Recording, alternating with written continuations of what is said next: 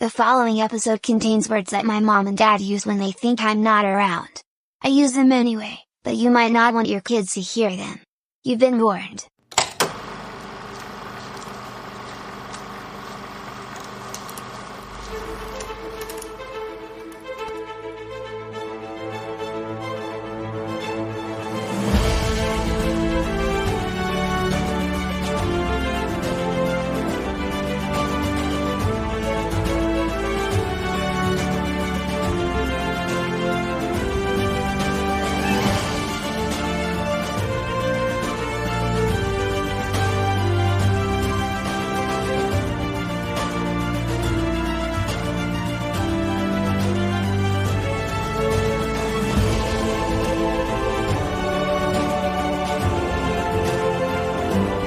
Coming to you from the Sherpa Chalet at the top of beautiful downtown Mount Podcastia, it's a special episode of Too Many Podcasts. I'm Jim the Podcast Sherpa, and today it's a special episode where I get to speak with people from the entertainment industry. So get yourself an aisle seat, pop up some popcorn, and get a cold drink ready, and sit back. Don't crunch too loud, or else you'll miss the interview from the Sherpa Screening Room.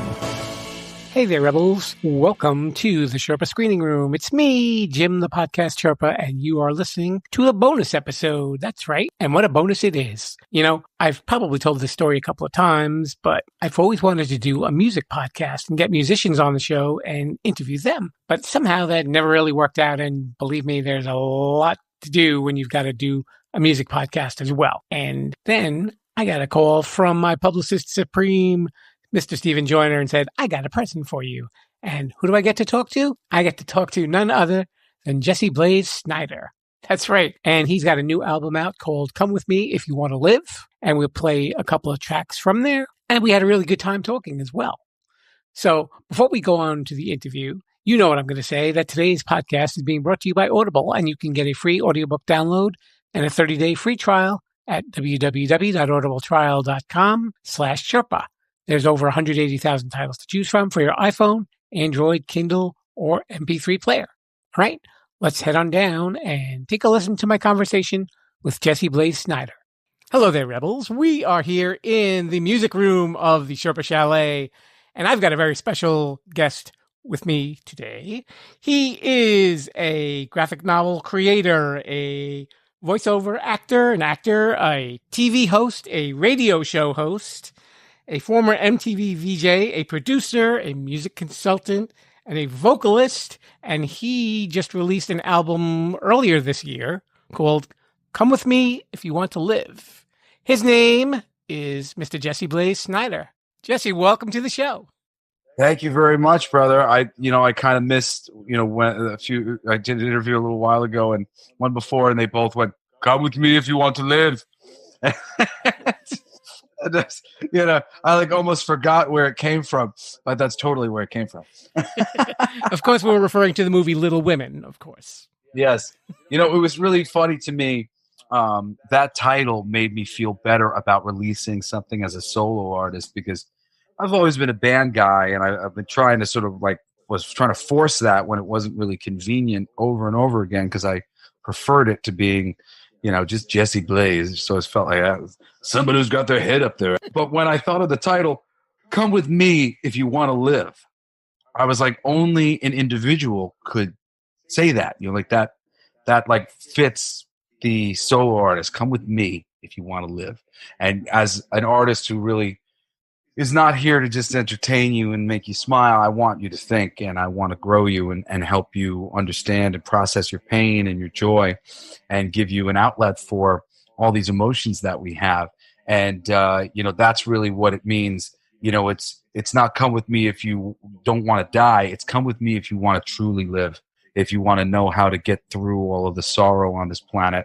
And as somebody who suffered with anxiety and suffered with depression and, chronic pain and a lot of different things that are really tanking so much of America right now, I feel like the message is in the music, and a lot of people need to hear it. So hopefully, if anything I just said resonates with you, you'll check out the record, because I wrote it for you guys. Sure. And we are going to be playing a couple of tracks in the show, so everybody will get to hear that. So we will kind of jump back and forth to discussing the three tracks that we'll be featuring, if that's okay.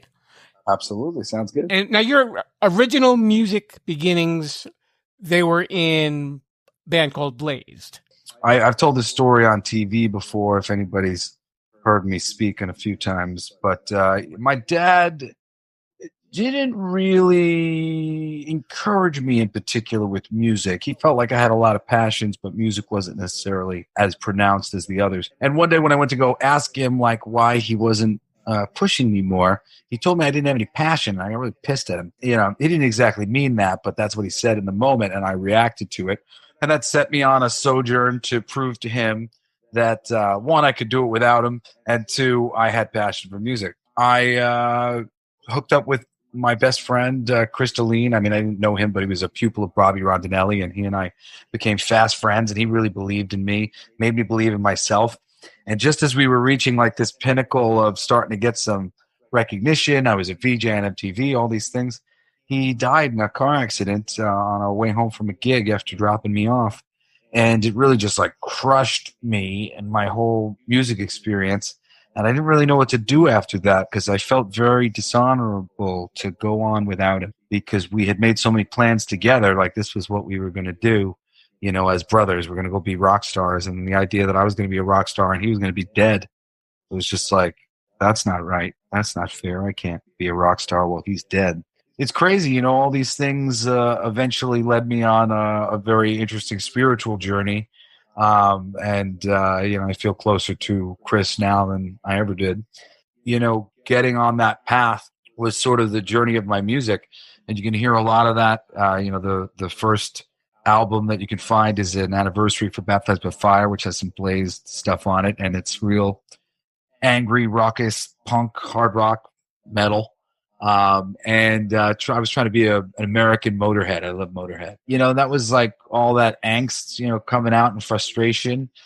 And then I wrote a lot of pop songs and songs for behind the scenes for films and stuff, which were on a lot of different albums. And that was just like all of my recognizing how I was loving everything too hard and I was hurting myself. And, you know, finally coming around to the spiritual journey, I kind of started it on the Blacklight District EP, which I did as a comic book. And I ended up writing a lot about my soul journey and depression and anxiety. And then this album, when I started just sort of angling towards it, I'd written a song called Promised Land, which was just really kind of spontaneous. We wrote it in like 6 hours. Like it was done in 6 hours, like just fully produced and everything. And then it was on ESPN Monday Night Football in like a month. And I didn't have any videos. I didn't have anything, nothing to capitalize on it. People couldn't download it. I was doing behind the scenes music. I wasn't like an out in the open artist, but it was a hit song on Monday Night Football next to AC/DC and Papa Roach. It was really cool. And that started to get my wheels going because it was about my personal journey, looking for heaven on earth, trying to find peace and, you know, peace of mind, really. I was just like, my mind was just so dangerous. I could just destroy myself so easily. You know, all the different things that I had to learn to get through that and through that process became the sort of pillars of this record. And, you know, it's very much this is how I did it. Maybe you could survive the same way kind of thing. And also my opening salvo to everybody that I was here to help. That I was making music designed to bring peace and give an outlet for frustration and an outlet for joy. And, you know, the album was originally going to be called Help Is Coming because I've got this great song that I really love called Help Is Coming, which is like a kind of blues country song that tells a story about this young girl being given a rifle and told to hold the door and don't let anybody in. And I'm leaving, but help is coming. You know, you just hold the fort, and you know, but the song never resolves. You never know if the help is coming. It just ends with this, in my mind, this father screaming, "Help is coming!" Like he's just on his horse, riding as fast as he can to get there to save his little girl. And you know, we all feel like we need help, and we're waiting on the help to arrive. And that was my message to everybody: that help is coming. But as I recognized that, I was like, no, help isn't coming. It's in here. I'm here. And that was when I said, no, like I was thinking the next album might be called Come With Me If You Want to Live. And I was like, no, it's this album. That's the message. come with me if you want to live. At the end of Help Is Coming, in my mind, the Father arrives and everything's okay. You know, help is here.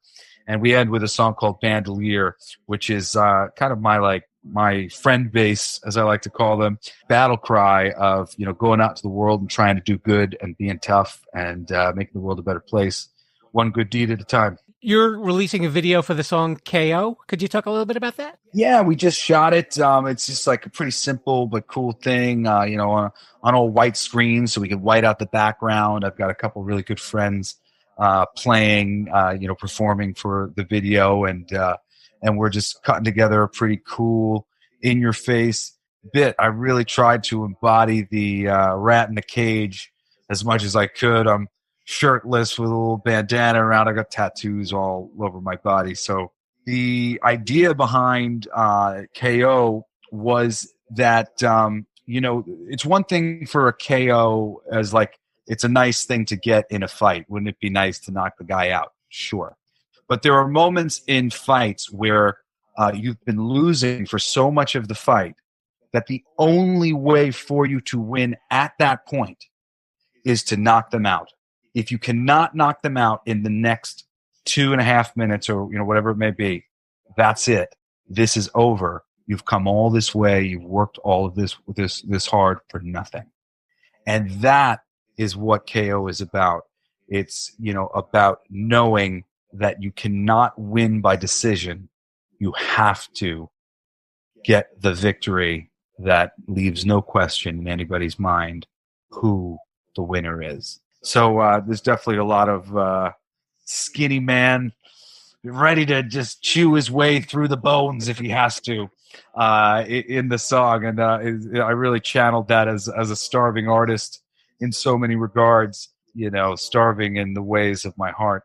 It's a good one. It was really cool. I tried to embody Linkin Park, and it was one of my first songs where I let myself rap, which I've been writing raps and rapping for years. I love rap. Rage Against the Machine is one of my favorite songs.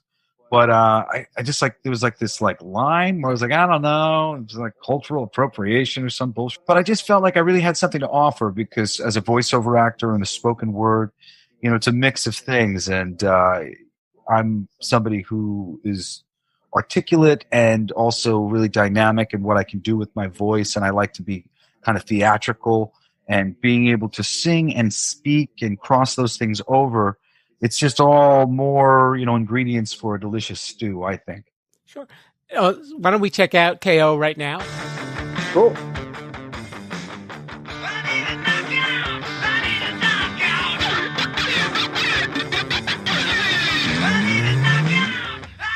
Come on.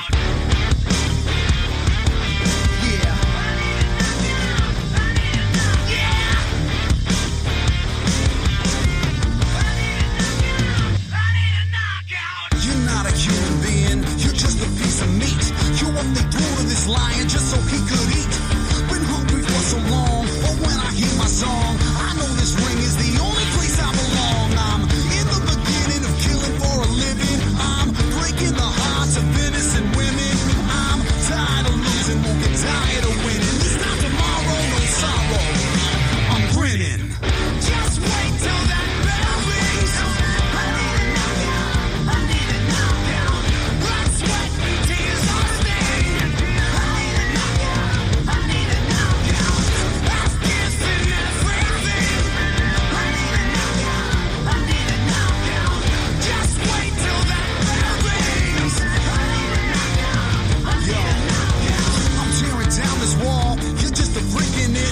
All the others to rubble, I'm here to finish it. Been locked up in this cage, don't know a life without it. But when I break out and shake up, you know you'll hear about it. In the beginning, had no interest in winning, just a fist to the face and permission for sinning. But now I see what you got, felt everything you've been bringing, and I'm beginning to think winning is what I've been craving. Not misbehaving, I'm on the straight and narrow, shooting through to your car, cause I'm a bow and arrow. I got a full quiver, I will deliver, block out the whole sky with my hair trigger. Just wait till that bell rings. I need a knockout, I need a knockout. Blood, sweat, and tears are stained. I need a knockout, I need a knockout. I've given everything.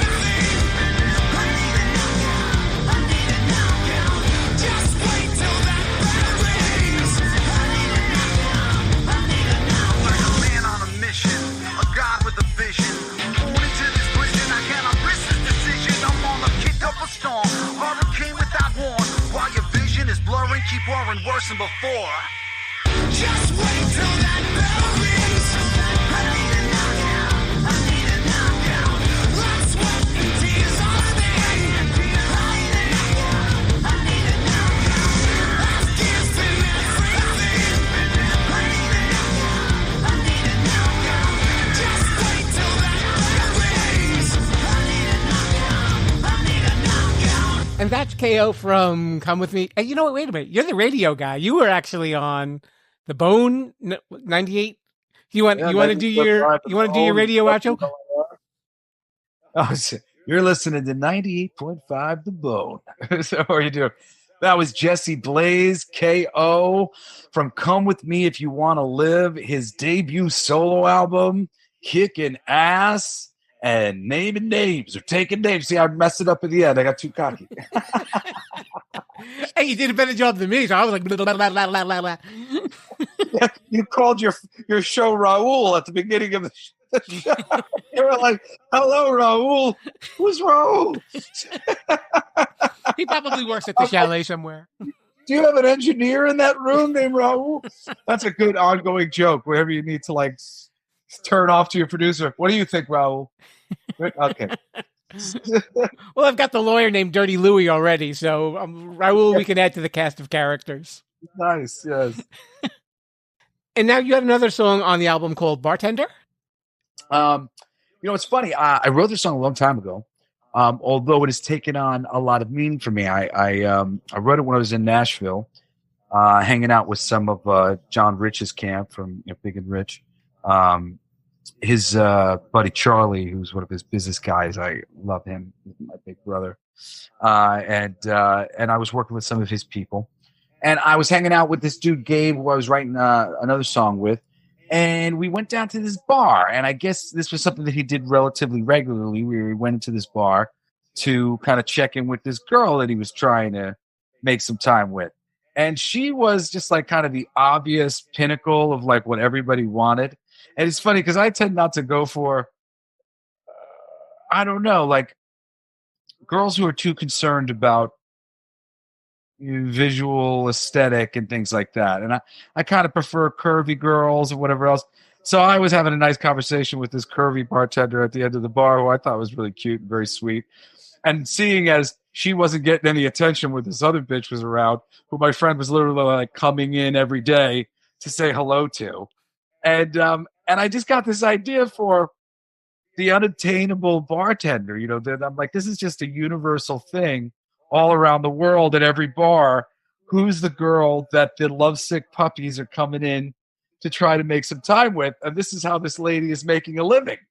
And, and most likely she's probably got an actual dude at home waiting for her because somebody's, look at how many options she has, And I just started writing this fun thing about, you're not going to go home with the bartender because she's going home with me, which was really just me being part of the argument. It's like, no, she's mine. She's mine. She's mine. So it's like, even I'm the idiot who thinks I'm going to make time with the bartender. And this big argument and conversation. But it was amazing to me because I ended up really falling in love pretty hard after my marriage with this girl, Megan Amato, who I adore. And her and I aren't together right now because we weren't really good for each other at the moment. And I think, we had to be wise enough to respect that. Maybe one day we will get together. I would like us to because I like her a lot. I had the experience that I had written about, and she was the bartender of my dreams. And when I first met her, I was still married and I was literally hiding because I didn't want to like her any more than I already did. I was just like, oh my God, this girl. She just vacuumed me. And I used to sneak downstairs to the top bar to check her out. And as I was coming with this in my spiritual journey, that was, she was like the love of my life, really like what I desired. And, that's why I hope that, one day we'll come together when the time's right. I think we both have some growing to do, and wasn't the right time, which sometimes is the case, but I'm a patient man, and it really became this great song that had so much more meaning to me now because I was just kind of writing it like as a joke. And then all of a sudden it became my song about the girl I really liked, sort of me reclaiming my desires and knowing what I wanted. And a song that I was trying to give to some country artist became a song that just made super good sense for me to record. And I loved it, and I loved singing it, and it's just a fun, funny song. And it has some of the funniest moments of any song that I've ever written. There's this great breakdown at the end where I'm in the audience, and I'm just sort of like, they recorded me a couple dozen times heckling me. And if you listen closely, my heckling is awesome. I heckle the shit out of myself. It's really, really great self-deprecating where I'm just like talking on stage and I'm making fun of me in so many different ways. It was just a wonderful moment of fun in the studio to record. And hopefully it comes across in the song, because I really loved it when I wrote it, loved recording it, and then loved when I had my own story of the bartender who I wanted so badly, and and having that there, it's come to mean a lot to me. A very joyful song. You know what? I'll do the DJ intro to this one. We'd like to send this one out to that special curvy lady behind the bar. This one's called "Bartender" by Jesse Blaze Snider.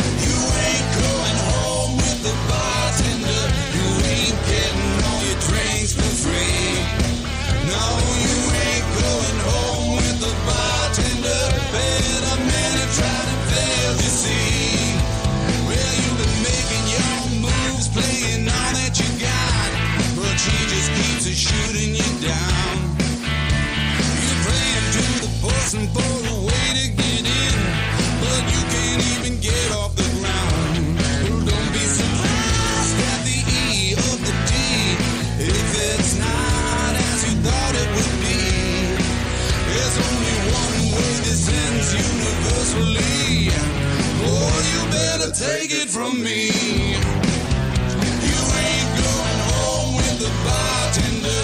You ain't getting all your drinks for free. No, you ain't going home with the bartender. Been a minute, tried and failed, you see. Oh, you ain't going home with the bartender. And this I can guarantee. Oh, you ain't going home with that bartender. She's going home with me.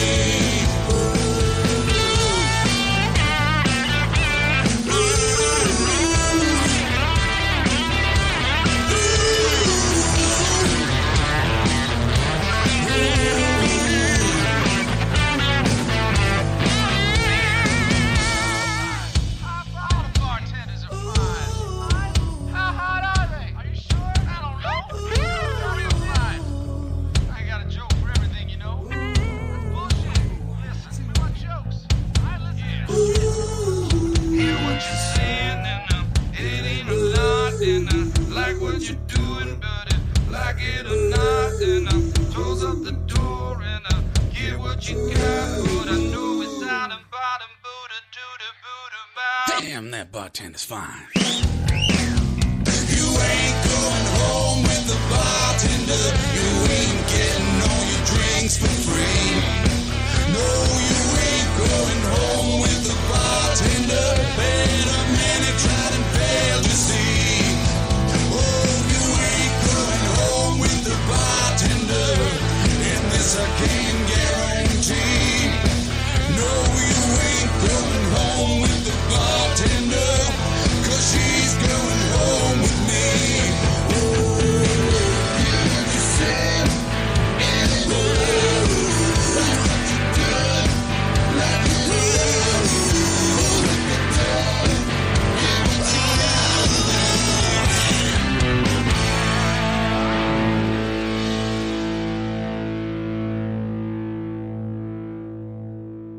growing up, Jesse, what were your musical influences? I mean, there's a lot of different sounds and styles in the songs that you've done over the years, even in the EPs and the albums. Yeah, I ended up basically being a child of the 70s for two reasons. I was introduced to the most commercial of 70s music and even good 60s music and stuff by my love for The Muppet Show. My mom was a big fan of The Muppet Show, and we used to watch that a lot. And there are great, great, great 70s artists being represented across the board, disco and rock artists. I mean, really, and everything in between, great country. And that gave me a smorgasbord's worth of wonderful little influences there. And also the way that those things are delivered, it makes all of the different genres so charming in their own way, you know, all these different sketches that the Muppets put on. So I was very charmed by the different things that different styles of music could do. And also, I think, very charged by the spiritual intellect that was going into most 70s music, because so many of these artists were partaking in psychedelic drugs and connecting to a oneness that kind of comes from working with plant medicine, working with like psilocybin or ayahuasca, which me and so much of my family has now partaken in a lot. You realize it's sort of a oneness of the planet, a oneness of spirit, and a real universal consciousness of emotion. And there are some really amazing emotional things that have come out of that. And then my father, he is a metalhead through and through, but his influences are all from the 70s, largely. He's not like, check out Motley Crue, son. That wasn't anything that ever happened. His peers weren't people who he was sharing with me so much as his influences. So AC/DC, Motorhead, the Ramones, the New York Dolls, and UFO, and T-Rex, and so many, Led Zeppelin and Black Sabbath and Iron Maiden, and all bands like that. So those were my real root influences. Lots of great 70s music, really heavy stuff, and then really melodic stuff and bluesy, soulful stuff from The Muppet Show. And then as I got older, I came up in the, the grunge era, which had a real mix of things. I wasn't a super big grunge guy because I felt like that was like the Starbucks of rock and roll for a while, as far as I was concerned. Even though I liked Alice in Chains and I liked Soundgarden and certain things, I was never a huge fan of Nirvana. I didn't really get them. I just didn't get their lyrics, really. I didn't understand what he was trying to say. Or it didn't align with me what he was trying to say. But people like Chris Cornell and Lane Stanley, they really got me. I really loved Dirt.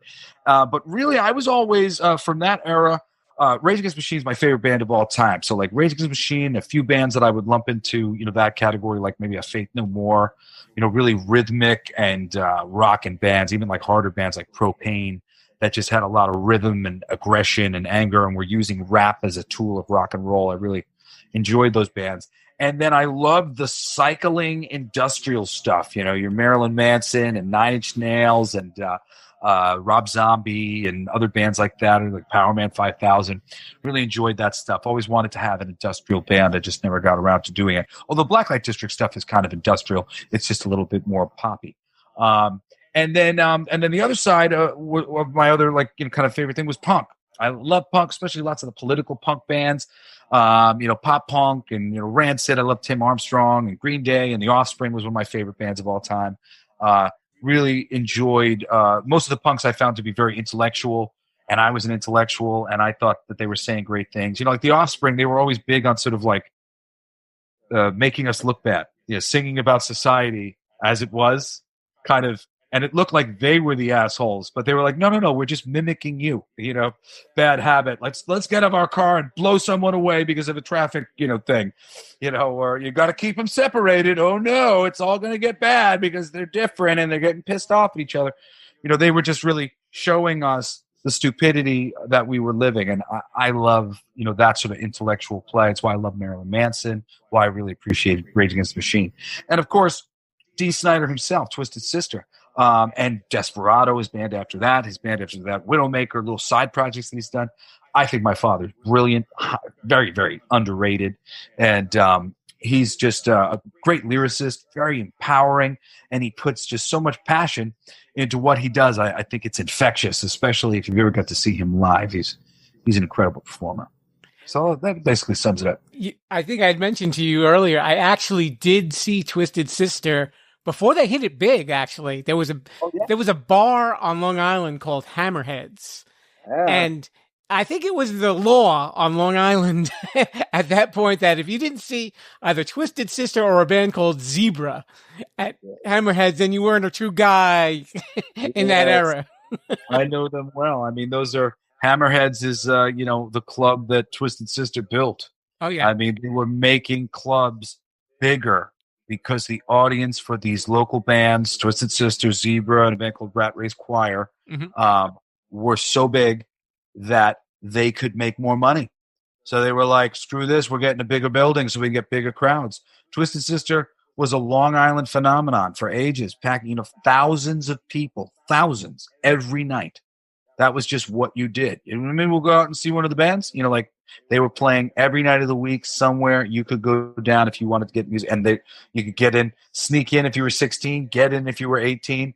There was no computer games and distracting shit to divert you from a good time with some music. So I mean, talk about an era. I wish I was around for it and hadn't just heard all the stories a million times. Do you think that growing up on Long Island also inspired you because there were so many different types of musical styles that came out of Long Island? Maybe. A little. I mean, Billy Joel lived pretty close to where my family lived a little while in Huntington. And that always made me feel like I had a little bit of a connection to him. And his stuff was a lot more up the middle and, but still was rocking. Light rocking, but rocking. And occasionally very rocking. Like We Didn't Start the Fire. That's a fucking rocking song. For me, it's all about how it feels, how it makes you feel. And, a little bit. I don't know. You know what? Honestly, when you say that, I get to like a slight point of frustration because I'm like, being a band that, having a band that had a unique style was a real problem for me because all the music by the time I was playing out in the area had been kind of divided up into little subgenres. It was like death metal night and punk night and pop rock night and 80s night and I would get lumped into 80s night because they didn't know what to do with me because I was a unique band that wasn't like super heavy. I was kind of commercial, but I was heavy, and it was a heavy experience on stage. But I didn't exactly fit with these guys and fit with, so they would put me with things that didn't really fit who I was because I was doing something new. And then I was constantly playing with like the Bullet Boys. And I'm just like, what am I doing here? These guys have given up on trying to speak to the masses in a language they can understand. I'm here with a new message. I have new things to say. Why am I with the old guys, who are just reminding people of, nostalgia? Now being an offspring of a heavy metal singer, as Jesse said, his dad is Dee Snider of Twisted Sister, just in case you missed that, guys. Yes, that is true. Your dad didn't really have any expectations about you going into music. Do you think, like critics did, that they figured you were going to sound like them, or it was going to be a second coming of Twisted Sister? Because I noticed with your music, you really have your own style, you have your own sound. It's very separate from what your dad did. And that's really good. That probably made it a little bit easier, I guess. Thank you. I haven't really put myself out there on the limb as much as I should have. When I first started to, there was an immediate visceral reaction, which I would call sort of the Paris Hilton reaction, which was like, what, kid? You think we're just going to give this to you? Which I never did. I never thought that it would be given to me. I thought that if I was good enough that people would accept what I had to say. But it did kind of create a wall of expectation and for some people like me needing to prove myself to them on some level. And it's funny though, because I've been around so long now that I really don't ever hear that reaction anymore. People aren't like, you haven't earned it, man. I mean, like, I've earned it. It's like, I never needed to earn it. We don't need to earn it. Good things can just happen to good people. It doesn't have to be so difficult. But certainly if we're trying to make some sort of scale of like who's worked hard enough to achieve some success, I think I've done the things required. I think I've suffered enough, as it were, in plenty of ways. And I've made myself suffer because I really wanted to prove to myself that I deserve to be in the game. I deserve to be making music. And it was a long journey for me to finally go like, oh, yeah, you're good enough. And I mean, I think when you started asking the question, I got to a certain answer, which is really most accurate. For me, my dad was Batman. And if you're a comic book fan and you understand what that means to be, that's Batman. You know, when you say that's Batman. Batman is the pinnacle of intelligence. He's the best there is at what the human mind and human body can do. That's what he represents. That's Batman. He's the pinnacle. And for me, my dad was the pinnacle. Like, look what you can do. I want to do this too. And I want to see if I can build upon the foundations that I've learned here.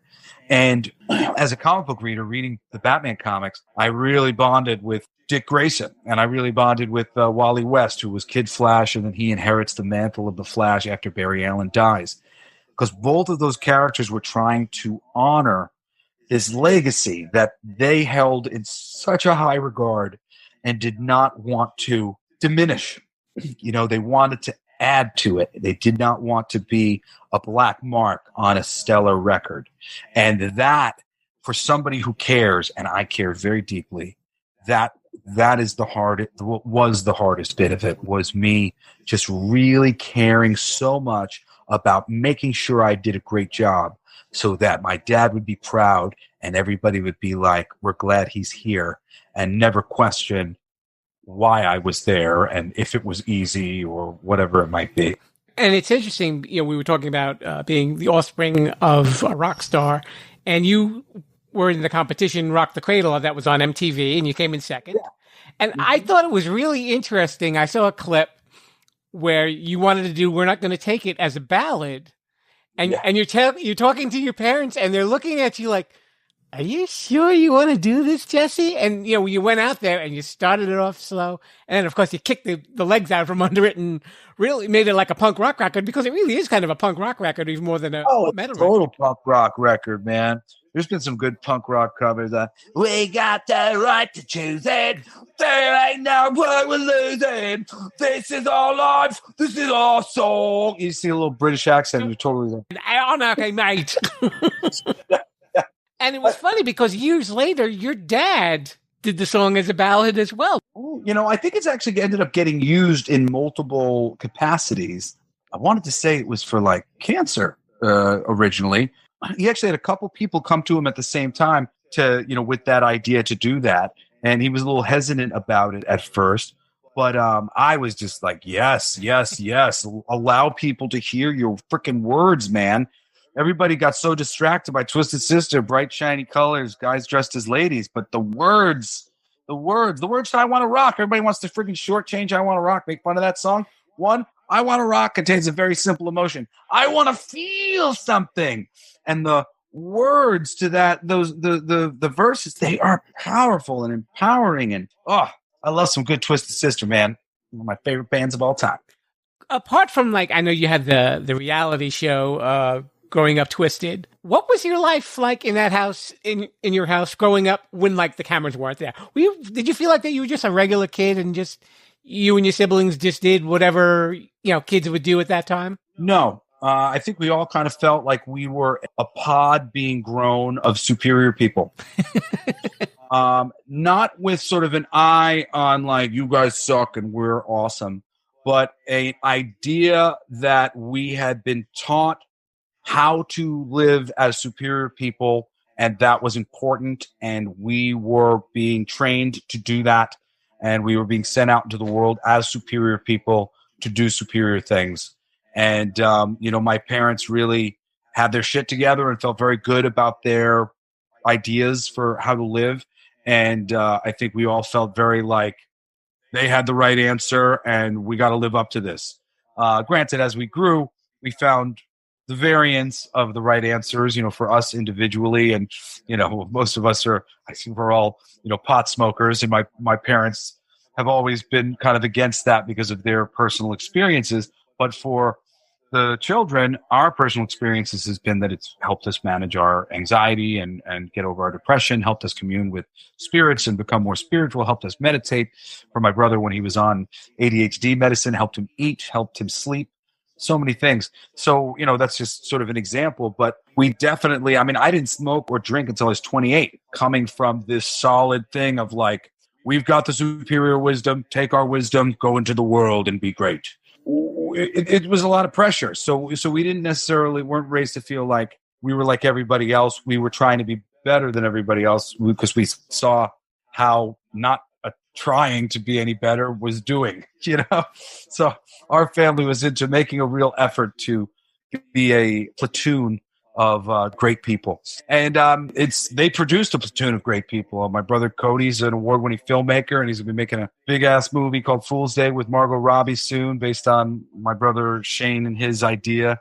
And it's based on a short that they made that won a lot of awards. My brother Shane's a great writer and a comedian. My sister's a Instagram queen and designer, designing her own clothes on Instagram. And my mom's the most creative of the bunch. She's just the best kept secret. Maybe what it is your parents knew how to keep all of that fame and that talent in perspective. And that's probably what maybe aided all of you growing up as well.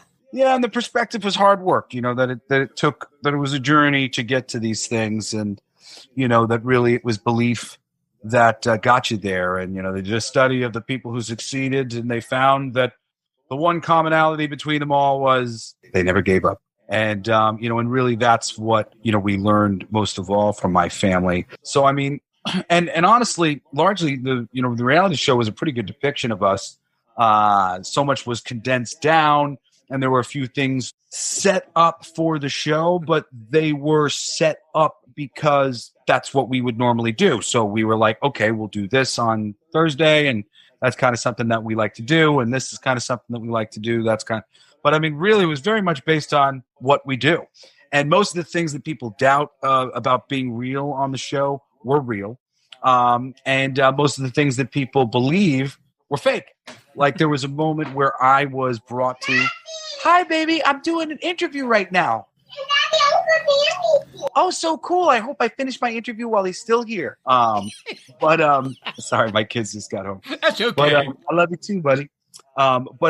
We had set it up for this dude, Momo, who was in the band, to kind of chastise me, like, what do I know? I'm just Dee Snider's kid kind of thing. And I have to like put him in his place, and then we make up later.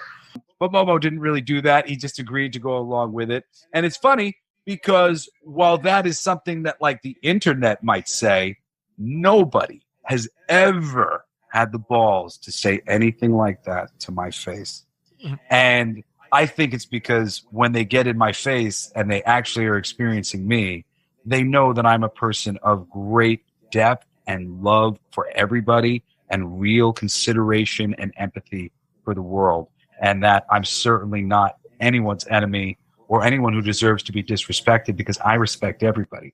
So I had never had that actually happen in my life, other than assholes behind keyboards just sniping away, who've never looked at me or anything. It's Dee Snider's son. I don't like Dee Snider. The people who engage with me for more than a minute usually see that I'm a pretty altruistic guy, and I make art to try to make the world a better place the way I know how. Could you talk a little bit about when you were a graphic novel writer in Dead Romeo? Yeah, I still am, although I've gone independent. I'm working on an anthology magazine like Heavy Metal, which is going to be articles on the craft, articles on the best stuff that nobody knows about, and really high-level comic books, photos, and poems and things like that, called Blacklight District Magazine, which is based on my Blacklight District comic book that came out through Image Comics that has music and comics combined. We've got that online at www.blacklightdistrict.co, and you can check it out for free. But I've always been a huge comic book fan for a long time, and Savage Dragon was the book that really keyed me into comics, and I read that monthly for an age. And I eventually got into Deadpool, and then a larger love of Marvel Comics. And then from there, I had a friend get me into DC, and before you knew it, I was reading like 100 and something plus comic books every month.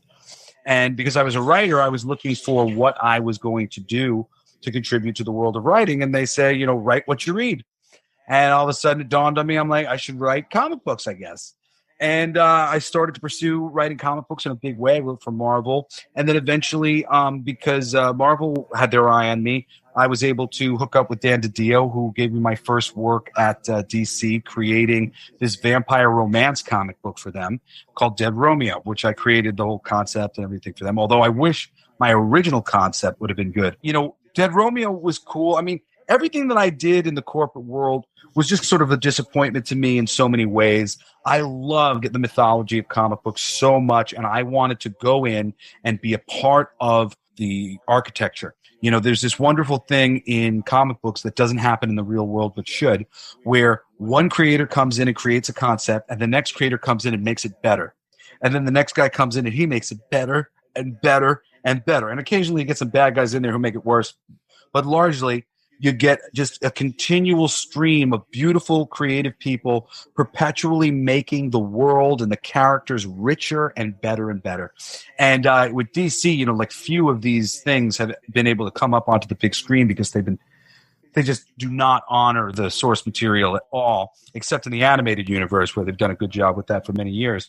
But, you know, Marvel's very good at doing this. And I really wanted to be a part of that. I wanted to be a part of honoring this source material and creating new toys, putting new toys in the toy box for Marvel and DC. My frustration with not being able to do that to the degree that I wanted to eventually just sort of bubbled over into frustration with how the projects that I did work on, even, you know, for licensed things for Disney, for the Muppets, and like everything I worked on was not as great as it could have been. You know, my Muppets thing was one of my most disappointing things I ever did. This is my son, Grayson. I'm doing an interview, buddy. I love you. But the Muppet thing was one of the most disappointing things I ever did because it was the greatest scripts I'd ever turned in. I knew I'm the biggest Muppet fan on the world, and I knew it was the greatest piece of Muppet material that had been written since a while, since Muppet Fairy Tales, Muppet Classic Theater, which was a really great thing with Rizzo and Gonzo hosting a bunch of fairy tales.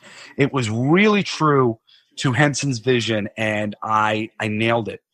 And when I handed it into them, I wrote the first, second, and third issue in a week. And then on the last day, I got my notes back for issue 1, and I was so heartbroken because it was so obvious to me that the people who were in control of the license, they didn't get the Muppets, and they ruined my book as far as I'm concerned.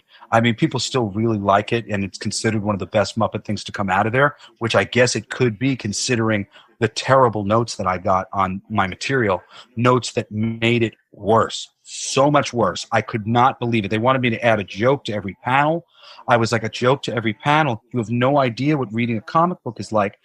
Parents are not going to be able to read this to their children. You can't have a joke in every panel. This whole book is going to drag.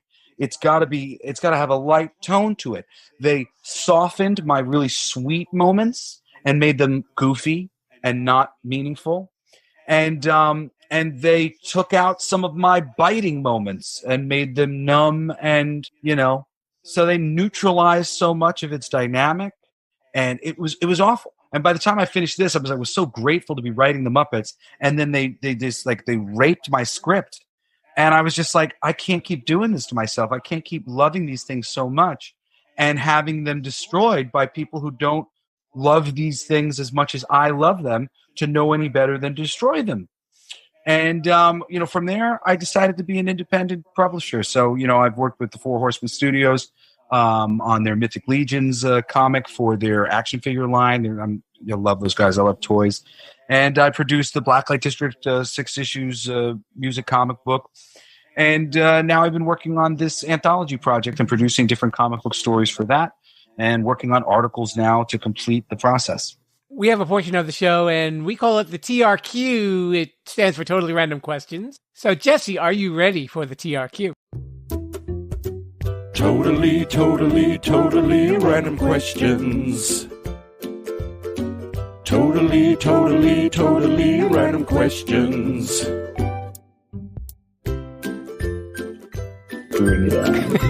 He's ready, folks. He's ready. Being that we were talking about animation and cartoons, and you've got kids who've paid us a little visit, during the course of the interview. That's okay. Were there cartoons that your kids watch that you just can't stand that make you crazy? I love the cartoons that they watch. I kind of hate the YouTube channels that they watch. Oh, some of these YouTube channels are just like, ugh. It just goes to show how consistency goes a long way. You don't really have to be particularly good at something, but if you just keep showing up doing a similar thing that people kind of like, then that's it. And, kids are undiscerning viewers so often. So, oh my God, I get so many things on all the time that just like I want to kill myself. And just, especially people playing video games. I really feel like I must be an old person. I'm like, I just don't get it. I don't get watching other people play video games. Just like I don't get watching people play football. I want to play football. I watch and I'm like, I just want to get in the game. I want to get in the game. I'm a football player. I want to play football. I'm a video game player. I want to play the video game. So like that drives me a little crazy. Some of those things, and especially just because I don't know. I guess there's a part of me that's like, it doesn't seem fair. All these kids, they're being like spoiled like crazy by their parents in ways that I either don't wish to spoil them or can't spoil them. And I'm just like, what are you doing to yourselves? Like, this is torture. You really want to watch a bunch of people who are just opening presents all day long? Like, it just kind of like upsets me. But I don't know. They love that stuff. So, but the cartoons, no, I'm cool. I just finished Star Wars Clone Wars. I'm on to Star Wars Rebels. And I like so many of the cartoons that they watch. There's a bunch of things on Netflix that are very similar to old school Warner Brothers cartoons. A lot of visual comedy, physical comedy. And I quite enjoy a lot of those shows. Say you were doing an album and you were going to do a duet with someone. Who would be your unlikely duet partner? My unlikely duet partner. I don't know, maybe the chick from the Cranberries. I really never liked that damn zombie song.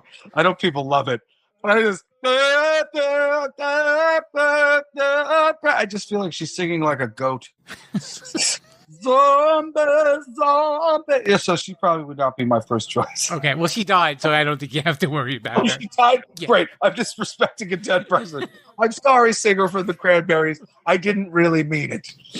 Now she's going to come back with the Hollywood Vampires. Great. I'm cursed now. Being a Long Islander, do you have a favorite beach? Jones Beach is probably the one that, I have the most fond memories of. Just my mom saying, we're going to go to Jones Beach. And so a lot of resonance in that one for me. But I've come to like a lot of them because we've started a lot of the March of Dimes, Bikers for Babies runs at the different beaches and stuff. At this point, I've hung out all over the island, all over the beaches. I'm always happy somewhere on the beach on Long Island. What was the best advice that you ever got from your parents, and what's the best advice that you give your kids? Best advice I ever got from my parents was when I was asking if I should change my name to Super. Thought that was kind of a cool punk rock name. And I was thinking I might just get the Superman logo tattooed on my chest in red and call myself Super. I was really young, and I didn't like my name. And my mom and my dad essentially said the same thing to me. They were like, well, if you believe in that, then that's cool. If you believe it's cool, then it's cool. And if you don't believe that your name is cool, then it's not. That is really the truth. But when I really started to process that over time, I realized that the smart thing to do was to change my mind about how I felt about my name, because that was my name. And that all I had to do was think that Jesse Blaze was cool, which is my legal name, Jesse Blaze, and Jesse Blaze Snider. But trying to at least do it on my own name, and coming to grips with that, liking my name and valuing, what it meant. And Jesse means sun god, and it's kind of cool.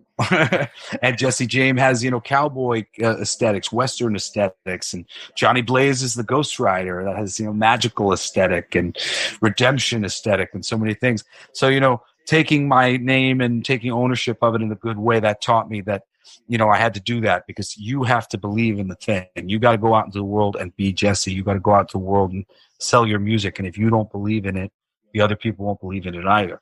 So that was probably the best advice I ever got from them. I mean, the best advice I ever gave my kids, I really just gave them yesterday. It was that they deserve everything. They deserve heaven on earth. They deserve the best life imaginable, and that they shouldn't for 1 second think that they have to struggle or be in any sort of pain to get it. That the next generation and it can get easier and it can get easier. And we will still learn the lessons that we need to know, even though we're billionaires. There are tons of shitty billionaires in the world, and I'm sure they're still learning the things that they need to learn as they grow in their life. Whatever you want, you can have, you deserve it. Everybody does, except that everybody does. Even Hitler, God will sort them out, not you. It's your job to love everybody and to love yourself and to give yourself permission to have and do whatever is in your heart to have and whatever is in your heart to do. And, the piece of advice that was best prior to this one was just that I trusted their heart and I believed that they knew what was right for them, and that I would always try to allow them to honor their own heart in their lives and never try to make them into somebody that they are not. And that's actually a great segue into a little sub-question. You were inspired to write a song for your daughter's christening. Go with me. The wonderful thing about that was that was like a test for me of ego, because I really had sort of insecurity, like in my songwriting. I wanted to prove that I was a great songwriter. I believed that was my ability that I had. And Baptized by Fire, we were such a heavy band that a lot of people couldn't always appreciate the songwriting that was on display within my songs because it was so heavy.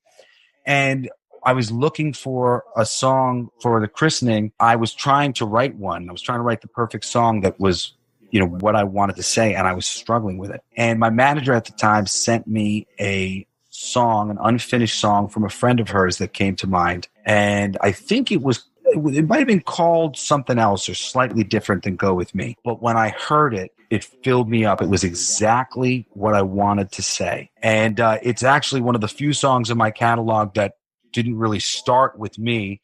And I did some writing on it. I think I wrote the bridge and rewrote a couple melodies and a few lyrics within it as I tweaked it for myself. But it is a gift from the heavens from Johnny Black, who is a brilliant songwriter in his own right. And he had written this song, and it was just kind of sitting around not doing anything. And when I heard it, I fell in love with it. It was so beautiful. And I was so grateful that it got brought to my attention, because in the moment, I wasn't finding what I was looking for from my own writing. And that just spoke volumes to me. And it has become a song that's so meaningful for so many people, played at weddings and christenings and so many other things. And I get messages about it all the time. It's really nice. Well, I wasn't aware of it till recently. And I was like, wow, this is unbelievable. And it's so different from your style as your usual style, like you said. Yeah, and for me too, I love when I can do something like that. Some of the melody stuff originated from another, brilliant writer, because I learned from them just having to go into the studio and record and write some melodies in some places that I wasn't, always writing melodies, or places I was a little less comfortable. It definitely grew me as a writer, and now I think you hear all sorts of Go With Me sort of things within so much of the stuff that I do. And it came from some great influence and collaboration with Johnny Black, who's a very talented songwriter in and of himself. Okay, I got one last question. As an MTV VJ, did you ever have a favorite music video, or after a while you just kind of didn't pay attention to them? Oh yeah. Not because I was an MTV2 VJ. Those videos didn't really ever speak to me. Some of the songs did, but the videos sucked. But the videos from the 80s, oh man, so many favorite videos, because my mom used to just have the MTV on all day long, because Dad might show up on the TV, and it would be like, Daddy's on, wee! And we'd celebrate. I was just a little kid, so, I'm a baby. I'm like, hey, it's my daddy, woo! And there was all these songs all the time. And I remember being viscerally affected by Fight for Your Right to Party by the Beastie Boys. And I thought they were giants. When I eventually saw a picture of them in my teen years, I'm like, they're so skinny. I thought they were really big. But I was like, two. The Beastie Boys. They're called the Beastie Boys, and they're big. But they weren't big. Maybe it's the Genesis song where they had all like the claymation heads. Land of Confusion. That's the one. Land of Confusion. Yeah, there it is. Okay. Yeah, that one. Land of Confusion and Fight for Your Right to Party. Those two, other than Twisted Sister videos, because I know those really well. You Can't Stop Rock and Roll is one of my favorite songs of all time. My favorite Twisted Sister video. Let's remind everybody again the name of the album. It's called Come With Me If You Want to Live. Just type in Jesse Blaze, and you will find that and more. If I could call on your DJ skills one more time and to lead us out of here, if you could introduce Promised Land. Hey, This is Jesse Blaze Snider, and you're listening to Promised Land from my new album, Come With Me If You Want to Live, available on all platforms. Check it out. Jesse Blaze Snider, thanks so much for coming by. Thank you so much for having me. I'm going to go play with my kids.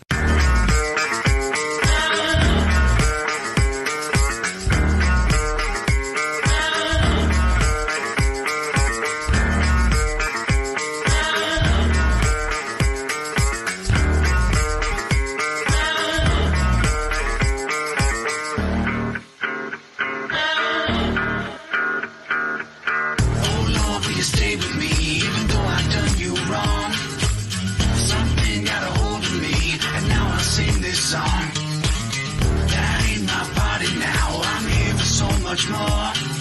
Hit me like a flashing light I never knew before. Follow me to the promised land, where the drinks are free and we understand that we're beautiful because we're here alive, and no one leaves it only tonight.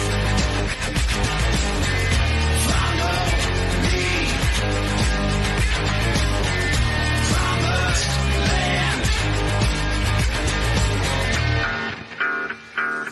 Baby, I got what you need, been where you are before. Moved my chain so long ago and still have ways to go. But I got my map in hand, one of the few who know. If you fall, I'll carry you, so we don't miss the show.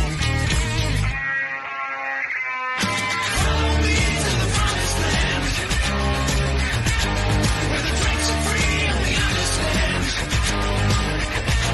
that we're beautiful because we're here alive, and no one leaves it only tonight.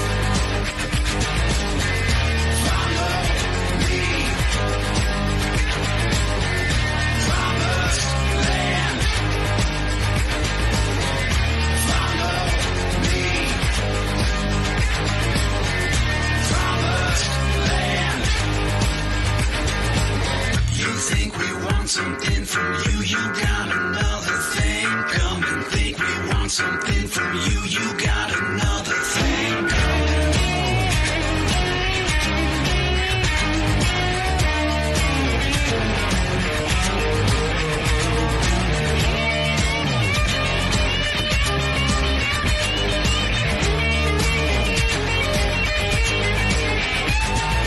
Follow me to the promised land, where the drinks are free and we understand that we're beautiful because we're here alive, and no one leaves it only tonight. Follow me. Promised land. Follow me. Promised land. Thanks again so much to Jesse Blaze Snider for swinging down by the Sherpa Chalet. And be sure to check out his new album, Come With Me If You Want to Live. It really rocks. And I've included a link on the show notes on the Sherpa sheet. You know those. And you can listen to all of his music. And it's definitely worth checking out. And I'm really happy that I got to do this because for a while I couldn't really find any good rock music. And then Jesse came along and boom, there it is. This is what we've been looking for. So I hope you enjoy it as much as I enjoyed his music and him coming down for the interview. You can follow this show on social media. Just use the word Sherpalution for Twitter, Instagram, and Facebook. And you can hear the show on your favorite podcast app or my website, Sherpalution.com. Don't forget, please leave me a nice review on Apple Podcasts, Stitcher, or iHeartRadio, and spread the word about the Sherpalution. Speaking of another guy who knows how to rock, Mr. Bruce, I'll give you your air guitar back if you would show everybody the door. See you next time, everybody. Thanks for listening to Too Many Podcasts. Please disperse. You can go home now. I said you can go home now. Viva la Sherpalution. Viva la Sherpalution. Yell, come back now, you hear?